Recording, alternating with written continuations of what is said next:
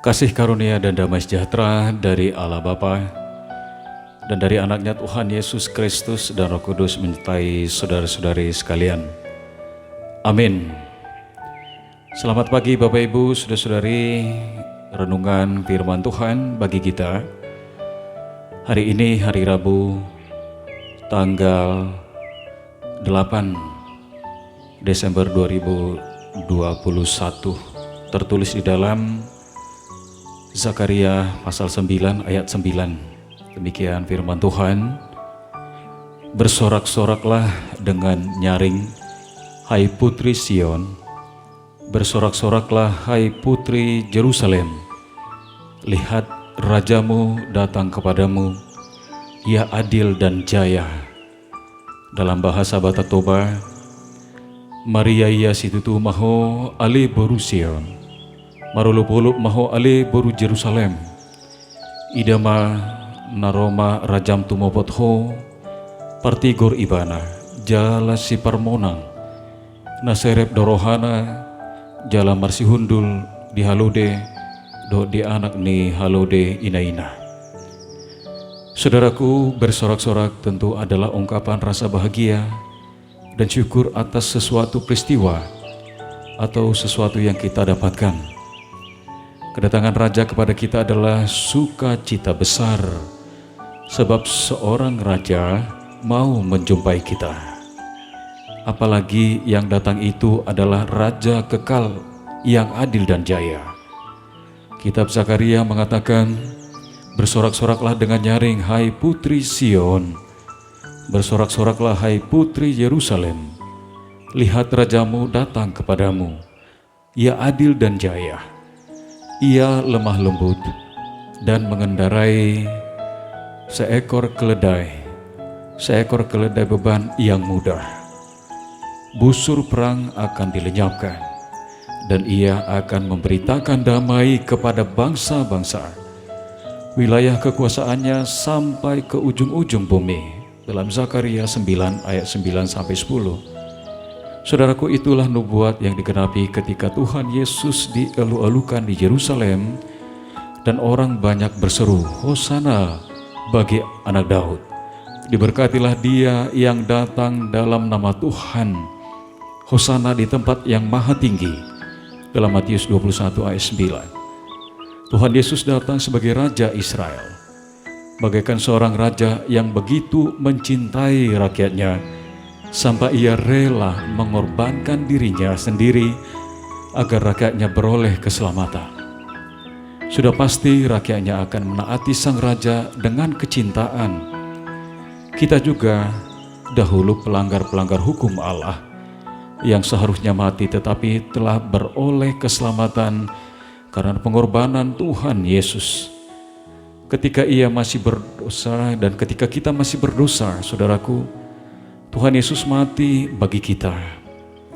Dia yang tidak berdosa rela dijadikan dosa untuk menerima hukuman kita, dan sebaliknya kita dijadikan benar oleh karena kesalehannya. Allah menunjukkan kasih-Nya kepada kita oleh karena Kristus telah mati untuk kita. Ketika kita masih berdosa, saudaraku, dalam Roma 5 ayat 8, Allah membuat Yesus yang tidak berdosa menjadi dosa karena kita, supaya kita dibenarkan oleh Allah, dalam 2 Korintus 5 ayat 21. Saudaraku, kehadiran Allah dan Mesias membuat umatnya bersorak sukacita. Yesus hadir sebagai Raja yang lemah lembut. Pada khotbah di bukit, Yesus berkata, berbahagialah orang yang lemah lembut, karena mereka akan memiliki bumi. Berbahagialah orang yang membawa damai, karena mereka akan disebut anak-anak Allah. Dalam Matius 5 ayat 5 dan ayat 9, saudaraku. Sebagai Raja lemah lembut, Yesus mewarisi dan bertahta atas Yerusalem yang baru, yang mewakili keseluruhan umatnya yang tinggal di bumi, yang akan diperbaharui oleh Sang Mesias sendiri. Kristus sebagai Raja damai hendak memerintah atas umatnya sebagai anggota kerajaan Allah dalam damai sejahtera, keadilan, dan kebenaran. Ia yang mengajar orang-orang untuk lemah lembut. Dan kini ia sendiri menunjukkan apa artinya kelemah lembutan sebagai Mesias yang menderita. Kelemah lembutan Yesus membuat orang-orang heran. Kalau dia Tuhan, mengapa ia tidak menghancurkan saja kerajaan Romawi yang menindas Israel waktu itu? Kalau ia berkuasa, kenapa ia menahan diri dan tidak melawan saat pasukan Romawi hendak menangkapnya? Kalau dia Tuhan, kenapa ia tidak menyelamatkan diri dari hukuman salib? Kalau dia anak Allah, mengapa tidak turun dari salib dan menyelamatkan diri? Kelemah lembutan Yesus justru adalah kekuatan di dalam derita salib itu sendiri, saudaraku. Jalan yang Yesus pilih bukan agresi militer. Ia memilih jalan taat menderita untuk mengorbankan dirinya. Padahal ia punya kekuatan untuk menaklukkan semua kuasa Romawi, tetapi memilih tetap tekun untuk memikul salib. Saudaraku, maukah kita mengikuti jejak yang ditinggalkan Kristus bagi kita? Menjadi lemah lembut bukanlah pamer kekuatan ataupun kegemulayan, tetapi kekuatan yang terkendali untuk taat menggenapi maksud ilahi. Ini bukan tentang pencapaian diri, melainkan menggenapi rencana Allah.